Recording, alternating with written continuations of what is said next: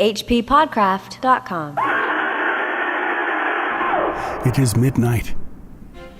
Before dawn, they will find me and take me to a black cell where I shall languish interminably, while insatiable desires gnaw at my vitals and wither up my heart, till at last I become one with the dead that I love.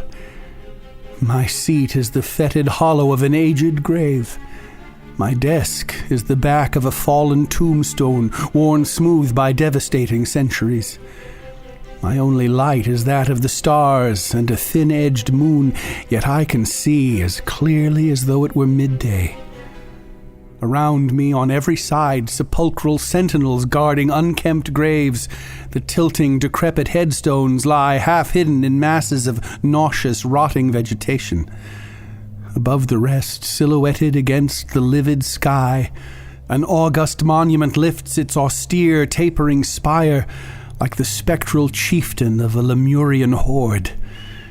The air is heavy with the noxious odors of fungi and the scent of damp, moldy earth, but to me, it is the aroma of Elysium. It is still, terrifyingly still, with a silence whose very profundity bespeaks the solemn and the hideous. Could I choose my habitation, it would be in the heart of some such city of putrefying flesh and crumbling bones. For their nearness sends ecstatic thrills through my soul, causing the stagnant blood to race through my veins and my torpid heart to pound with delirious joy. For the presence of death is life to me. If you were thinking this was from a goth gathering on Halloween night, you'd be wrong, but only technically. To me, this sounds like an innovative goth office design. You know? You're going to love working here. As you can see, it's open plan. It's actually a repurposed graveyard. And we're going to put you here next to Chuck in this fetid hollow. And your desk is a fallen tombstone worn smooth by devastating centuries, so very ergonomic. I'll let you get settled. I do like cemeteries and gothy things, but not to the extent of this particular character. But our listeners, they should settle in because we are finally here to discuss the notorious Lovecraft collaborations with C.M. Eddy. Ladies and gentlemen, it's The Loved Dead. As Ken Hite described it recently, a heartwarming tale of necrophilia. And we're going to talk about it here on the H.P. Lovecraft Literary Podcast. I'm Chad Pfeiffer. And I'm Chris Lackey. We're at hppodcraft.com and Patreon. And who was that fantastic reader? Oh my God, that's Andrew Lehman of the H.P. Lovecraft Historical Society. Yes. They're always putting out great products, and right now they've got some new stuff that they released, I think it was for Necronomicon, but it's out now available. There are 2 new Dark Adventure Radio theaters, Mad Science and The Lurking Fear. I highly recommend checking them out. I got to hear the Lurking Fear performance on Friday night at Necronomicon. It was great. They do a really good job of making these stories fun and entertaining. Mad Science is a combination of, I think, 4 different stories.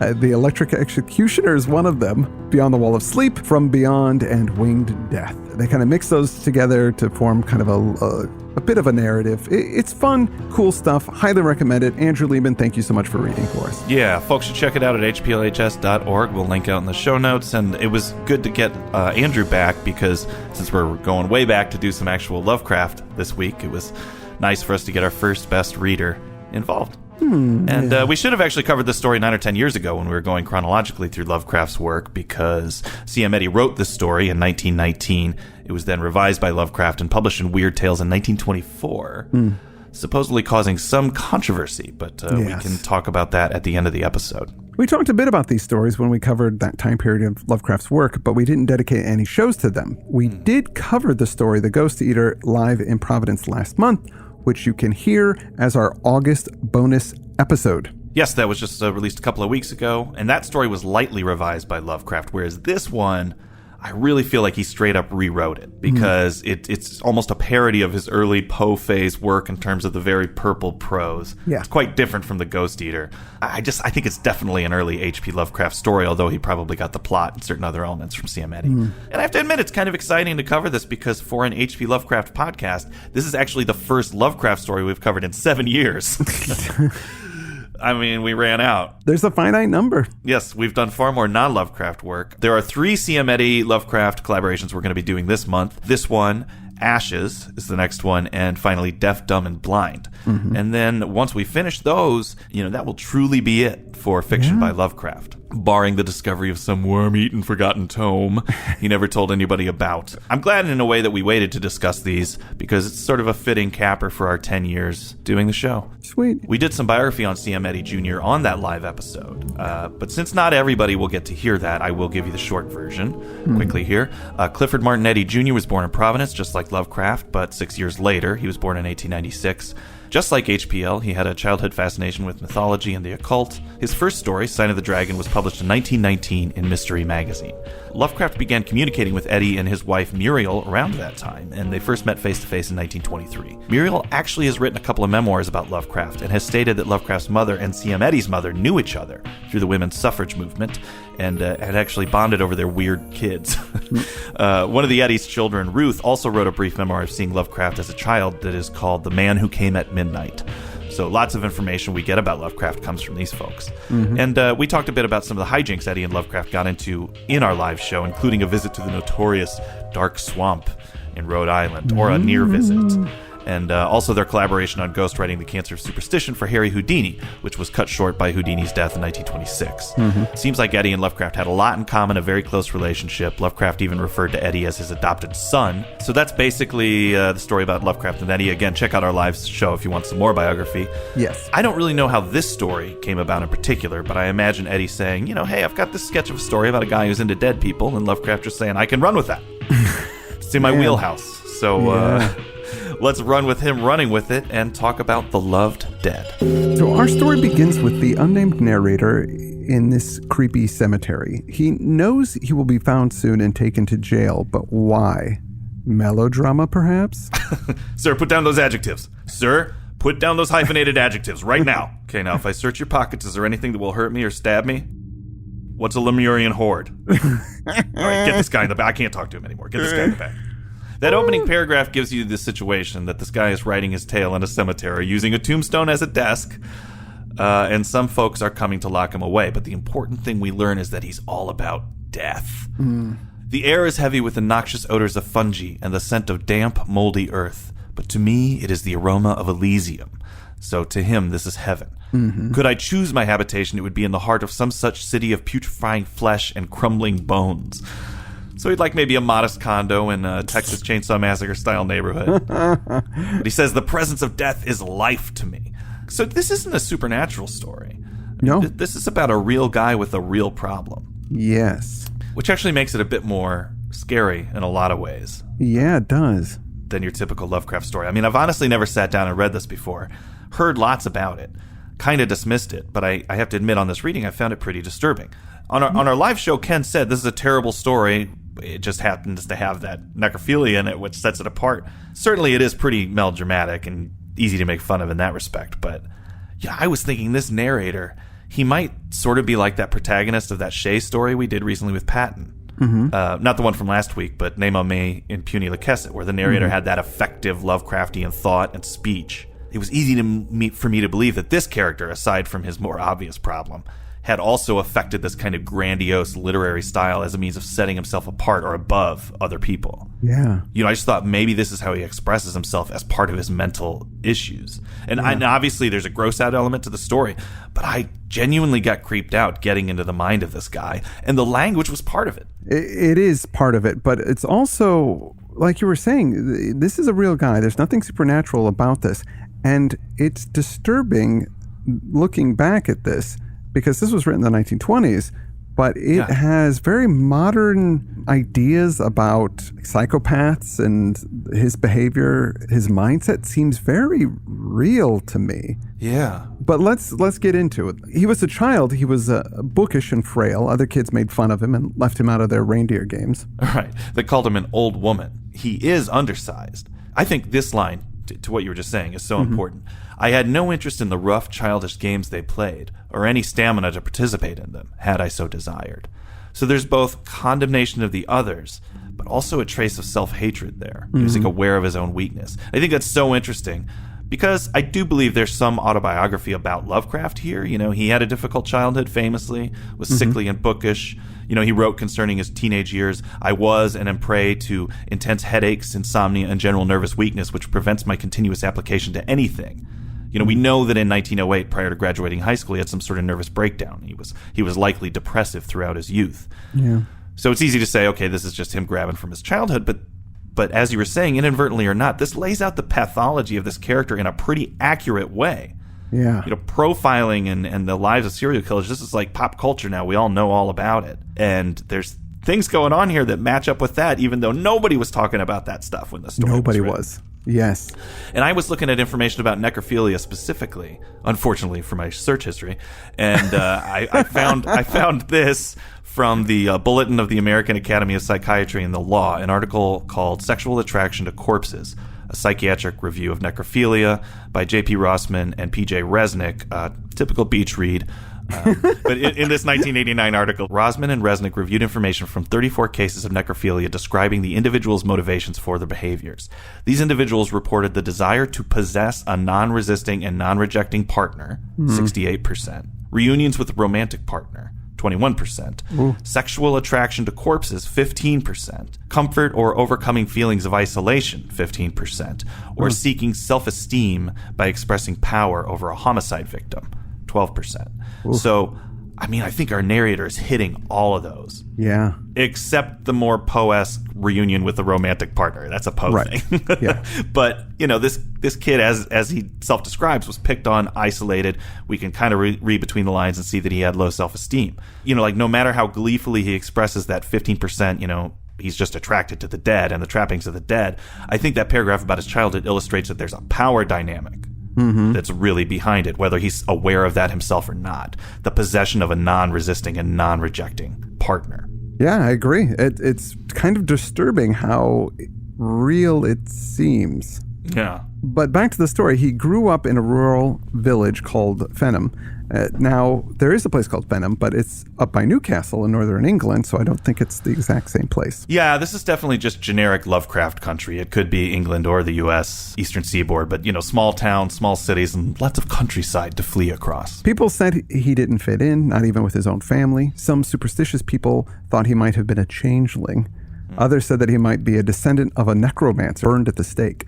Yes, this is a great-great-grand-uncle who was burned. And that's the only real hint that something otherworldly or maybe genetic may be at work. Right. You know, was this passed down to him from his witchy uncle, or did the uncle have the same tendencies and got burned for that since they didn't understand, you know, what was going on with him? You know it's Lovecraft because he had to fit in some kind of shameful heritage angle, even if it's just a throwaway line. Now, in setting up this next inciting incident from his past, the narrator talks about how as a teen, he was not just an outsider, but he was also apathetic about everything. You know, kind of had anhedonia. He doesn't care about anything. Nothing brings him joy. He's got no motivation to do anything in his life. It wasn't until he was 16 years old that he attended his first funeral. It was his grandfather's. He didn't want to go to the funeral. Usually, he didn't want to do anything. He just wanted to be an outcast soul in youth. But he is into this vibe of darkness, coffin, death. It's cool to him. He's interested in the trappings of this funeral. It draws him in. But the real jolt happens when his mother leads him to the casket of his grandfather.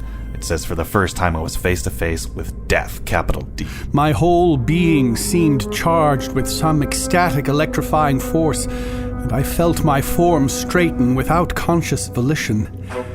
My eyes were trying to burn beneath the closed lids of the dead man's and read some secret message they concealed. My heart gave a sudden leap of unholy glee and pounded against my ribs with demoniacal force, as if to free itself from the confining walls of my frail frame. Wild, wanton, soul-satisfying sensuality engulfed me. When he says sensuality, I don't believe that's a directly sexual comment. It's just that he's really feeling something. He's sensing, he's feeling something for the first time looking at this body. So something in this dead man arouses the narrator's spirit. This body has the face of peace and contentment, something that he longs desperately for. Yeah, and also I think when it says his grandfather was immeasurably content, blandly satisfied, he's envious of that, as you say, but I think it's also an expression of the non-rejection element of the dead. You know, his grandfather's there, he is physically there, but in his deceased state, he has no reaction to his grandson being there. There's no judgment. There's no reaction. He's just going to be content no matter what our narrator does or says. So for days after the funeral, he feels elated. His mood changes and is noticed by everybody. It says the village busybodies found fresh material for their vitriolic tongues in my altered bearing. What do you think they're saying about him? Like, hey, look, the nerd has an altered bearing. What a nerd. I mean, he seems like he's cheered up a bit. But this elation soon wanes and he goes back to being a Debbie Downer. Over the next 5 years, both of his parents die. His mother dies first in an accident. So genuine was my grief that I was honestly surprised to find its poignancy mocked and contradicted by that almost forgotten feeling of supreme and diabolical ecstasy. So this almost incestual element of the story, nobody had warned me about. I guess when you lead with necrophilia and go, oh, there's a little incest buried in there as well. Just in case that's not enough for you, you know. But again, this is a pathology, right? I mean, these things start in the family. He haunts the death chamber of his mother. He just lingers by her body. He feels this desire to be near dead people, so he talks to the local undertaker and he convinces him to let the narrator become his apprentice. And his dad is too messed up over his mom's death to be bothered by that. You know, if that hadn't happened, he might have protested that profession, but he just says, yeah, sure, be an undertaker. I personally feel like you're showing interest in anything. I don't care what it is, you know. Sure. Go do it. But then his father dies as well. It says from some hitherto unsuspected heart affliction, which I think is Lovecraft's overwrought way to say he died from a broken heart. You know, he just doesn't want to say it outright. Sure. He's able to convince his boss to let him do the embalming on his father, though I'm not sure if he had any real experience. But he labors over his father's lifeless clay, does the embalming himself. Yeah, unsurpassed love was the keynote of these concepts, a love greater, far greater than any I had ever borne him while he was alive. Yeah, he finds a love for his father in death that wasn't there when he was alive. And I think, again, he's no longer being challenged by this person. This is the first time his father, when he's in front of him, isn't looking at him disapprovingly. So after he settles his father's estate, there aren't enough people dying in this small town to allow him to indulge in his predilection, so he moves to a city, Bayborough, which is bigger and has more business. It's about 50 miles away from Fenham. He's able to get a job as an apprentice at a big mortuary in the area, the Gresham Corporation. He even arranges it so that he can live on the premises, lots of access to the dead. So soon he becomes one of the most skilled morticians, no task being too gruesome. And this is where things get, I think, pretty explicit about what's going on. Like, as explicit as you can. It says, every fresh corpse brought into the establishment meant a fulfilled promise of ungodly gladness, of irreverent gratification. A return of that rapturous tumult of the arteries which transformed my grisly task into one of beloved devotion, yet every carnal satiation exacted its toll. Carnal satiation. Yeah, that's the phrase that makes me think that, yeah, that's what it's about. He could just mean handling the bodies, but I think he's doing pretty raunchy stuff. And this is such serial killer language when he says it extracts a toll. And it's not because he feels he's doing something wrong. It doesn't extract a moral toll on him. It's because it makes the days when he can't be with the dead people terrible. Yeah. You know, he needs this more and more. Then came the nights when a skulking figure stole surreptitiously through the shadowy streets of the suburbs. Pitch dark nights when the midnight moon was obscured by heavy lowering clouds. It was a furtive figure that blended with the trees and cast fugitive glances over its shoulder. A figure bent on some malignant mission. After one of these prowlings, the morning papers would scream to their sensation-mad clientele the details of some nightmare crime, column on column of lurid gloating over abominable atrocities, paragraph on paragraph of impossible solutions and extravagant, conflicting suspicions. Through it all, I felt a supreme sense of security. For who would for a moment suspect an employee in an undertaking establishment where death was supposedly an everyday affair of seeking surcease from unnameable urgings in the cold-blooded slaughter of his fellow beings? I planned each crime with maniacal cunning, varying the manner of my murders so that no one would even dream that all were the work of one blood-stained pair of hands. The aftermath of each nocturnal venture was an ecstatic hour of pleasure. pernicious and unalloyed. A pleasure always heightened by the chance that its delicious source might later be assigned to my gloating administrations in the course of my regular occupation. Sometimes that double and ultimate pleasure did occur. Oh, rare and delicious memory. So he not only becomes a murderer, he becomes a serial killer. Yeah, who's even trying to vary up his methods so as to throw suspicion away from himself. Yes. I mean, that was a tactic that Henry Lee Lucas, that serial killer, used to get away with his crimes. And I feel like there's some double meaning in that last sentence, you know? I mean, he says sometimes that double and ultimate pleasure did occur. Yes. What he means is I kill them, I get to spend time with them, and then they get delivered later to the mortuary. But there's something just even dirtier in that phrasing. This is when I got well and truly creeped by the story, because there are people out there and have been people out there who have this kind of stuff going on in their heads. You know, your Jeffrey Dahmers. Guy you just mentioned. I don't know. This story was freaking me out a little bit, man. It was definitely freaking me out because this is a serial killer pathology. But, you know, serial killers are as old as history, and we're certainly, you know, and he keeps talking about how the papers are going crazy about this murder spree. These are things that people have been fascinated by, you know, in the 20s and 1890s. But I specifically the characteristics of, you know, what's going on with these people, I don't think were common knowledge, and so that's why it's so interesting. And being from that perspective, like, there's a lot of insights in here that are very on the nose, and I think so. It's disturbing to me that, like, what does that say about the authors? Well, I think it just says that they have they're doing some guesswork that's pretty good. I honestly think, you know, they're just trying to empathize.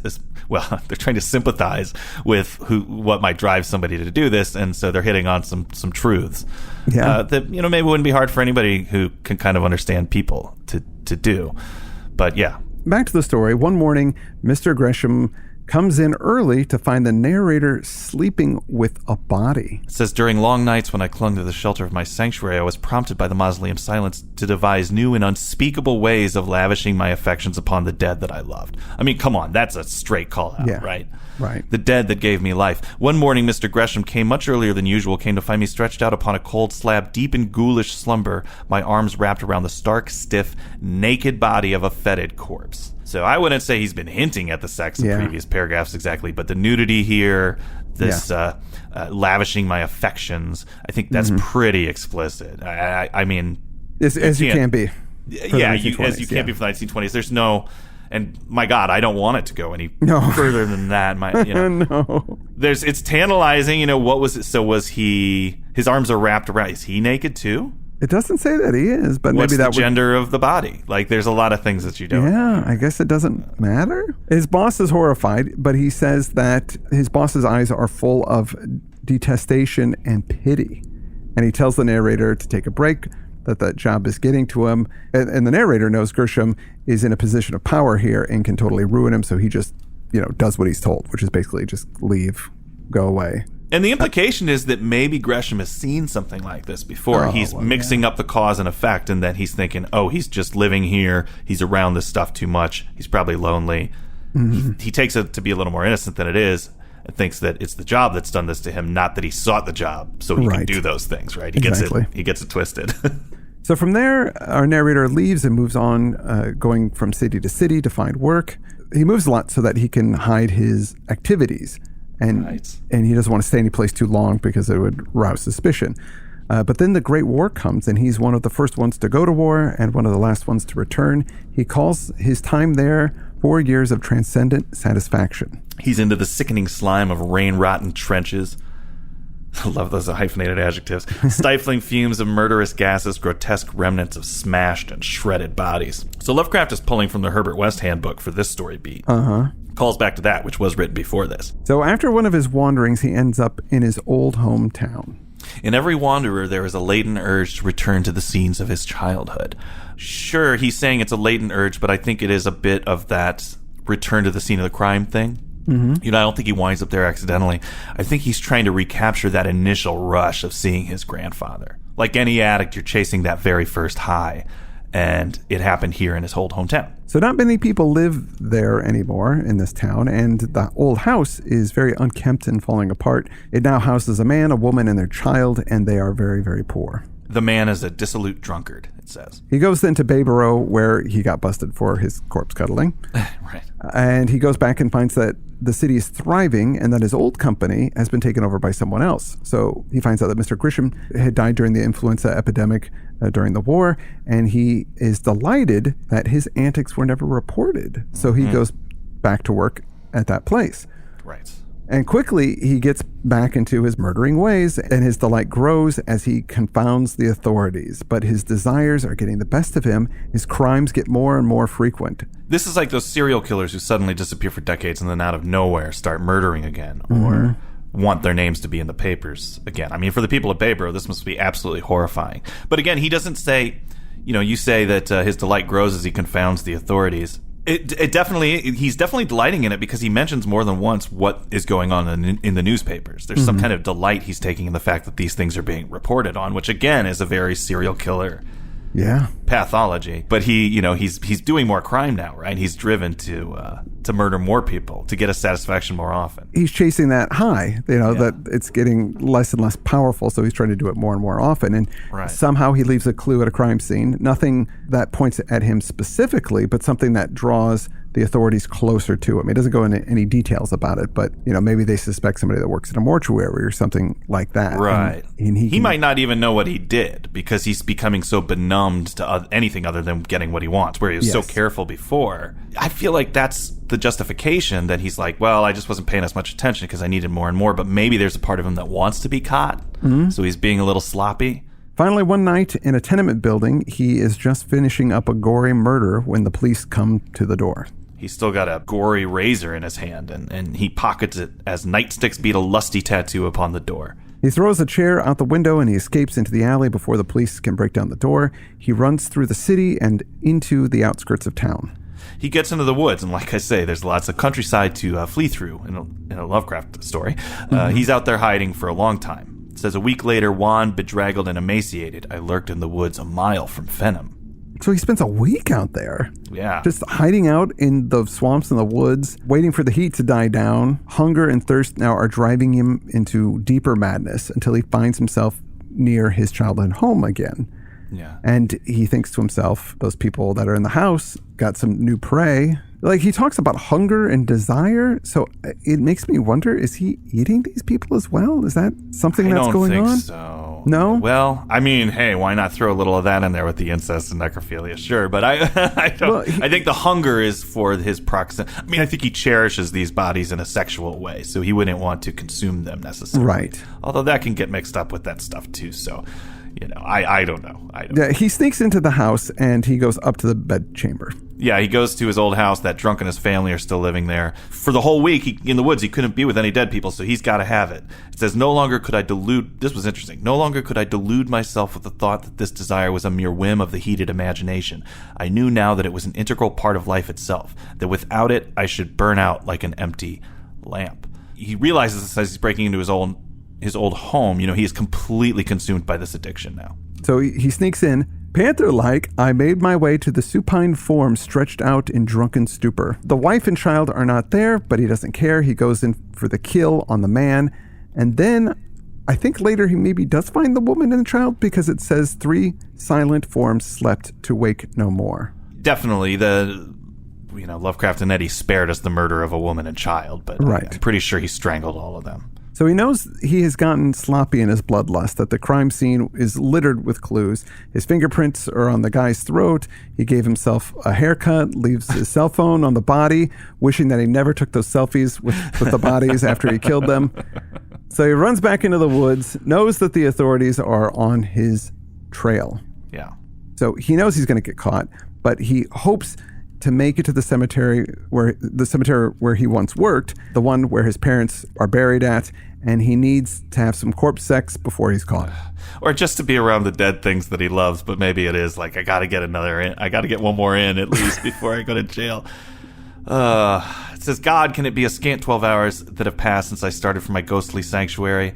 I have lived an eternity in each leaden hour, but I have reached a rich reward. The noxious odors of this neglected spot are frankincense to my suffering soul. Just being in that cemetery puts him at peace. But being in that cemetery, he can hear dogs in the distance. He knows he's going to be caught. In jail, he can't fulfill his desires. And there's only one way to escape, and that is by death. So he takes out his knife and he slashes his left wrist. Warm, fresh blood spatters grotesque patterns on dingy, decrepit slabs. Phantasmal hordes swarm over the rotting graves. Spectral fingers beckon me. Ethereal fragments of unwritten melodies rise in celestial crescendo. Distant stars dance drunkenly in demoniac accompaniment. 1,000 tiny hammers beat hideous dissonances on anvils inside my chaotic brain. Gray ghosts of slaughtered spirits parade in mocking silence before me. Scorching tongues of invisible flame sear the brand of hell upon my sickened soul. I can write no more. And that is the end of the story. Ends with that very typical Lovecraft. They're writing all the way up to the last moment. Yes. Now, this story, due to its grisly subject matter, caused a bit of a storm, some controversy. According to Eddie, copies of Weird Tales had to be withdrawn from sale in many places. Now, Robert Weinberg says that that's not necessarily true because he wasn't able to find evidence of this happening. But S.T. Joshi says that the story elicited protests from authorities in Indiana who have sought to have the issue banned. Farnsworth Wright became hesitant to accept any stories from H.P. Lovecraft that featured anything gruesome or, kind of explicit like this story. I mean, for the time. Lovecraft kind of got a lot of stories rejected from Weird Tales, maybe due to his work on this story. Right. I mean, I think that there's a little mythology. They even say that this, I read some things that said the story saved Weird Tales because it was going bankrupt, and the controversy surrounding the story was what got more people to go check it out. Yeah. And we say for the time, I got to say, I mean, this is shocking for now as well. I think that necrophilia is one of those last, truly verboten things in society. This is something that, there's not a lot of entertainment that concerns this kind of stuff. No, because first of all, it's just gross. It's ultimately transgressive. I just don't think, other than the shock value, there's really no, beautiful thing about it to be explored. I think there's a couple movies that have addressed this subject, the necrophilia. Yeah. And I think I might have seen, I saw there was one, what was Necromantic. There was Necromantic, yeah, that was a big one. And there was another film which was about a woman who worked as a mortician and had some kind of love affair with dead people. It was like some kind of art film. I seem to remember. It's definitely out there. I mean, it's a sub genre of shocking art. Yes, concerns this, and has for centuries. Honestly, there's of course. if you look through the history of necrophilia, which is something that I did. We don't need to get into that, but this stuff has been around since the ancient Egyptians. Of course, death is inevitable for all of us. So there's got to be curiosity, and we're going to experience death in our lives, even if it's not us. There's something about the mystery of death and what goes on afterwards. And if it's the ultimate dating pool, right? I mean, there are way more fish in the sea when it comes to dead people than living people. So naturally, it's going to come up. Dating pool. Well, a lot of the historic stories had to do with people who are still in love with their mate, having one last time with them. Yeah. Less this kind of thing, which I think is ultimately about power and violence. Yes. So actually, I'm going to say, as many people has told me that this is a bad story, I think it's a good story. I'm not going to teach it in junior high or anything like that. But I think that it is truly creepy. It's not typical of what I prefer to read. I like my horrors to be phony. I like my werewolves and my werewolf ghosts and my robot werewolf ghosts and on and on. As an early example of what is so much of a pop culture trope now, the serial killer story and inside the mind of the madman. I think this is a really interesting take on that from the 1920s. I mean, I think it kind of is. It's an early of a piece of the things that people watch now, I think, and are fascinated by. So it's impressive in that regard. I want to thank Andrew Leman once again for reading for us. Creeped me out with that reading. I was a little too authentic, Andrew. Here's some other creeps who I'm sure will be glad that their names got mentioned on this show. Some patrons that I want to thank. Some delightful people. They use creep in the most loving way. Absolutely. I want to thank Patrick Kelly. I want to thank Tom Mueller. I want to thank Sarah Augustine. Thank you. I want to thank David Jordan. Thank you, Michael Ring. John Manis, you are the best. John Ross, thank you for your support. Eric Ponvell, you're amazing. Ryan Dawson, you're the bee's knees. And finally, I want to thank Daniel Watkins. You all are great. Thanks so much for continuing to make the show possible. We will be back with more CM Eddy and Lovecraft collaborations next week. Thanks again for tuning in. I'm Chad Pfeiffer. I'm Chris Lackey, and you've been listening to the H.P. Lovecraft Literary Podcast at hppodcraft.com.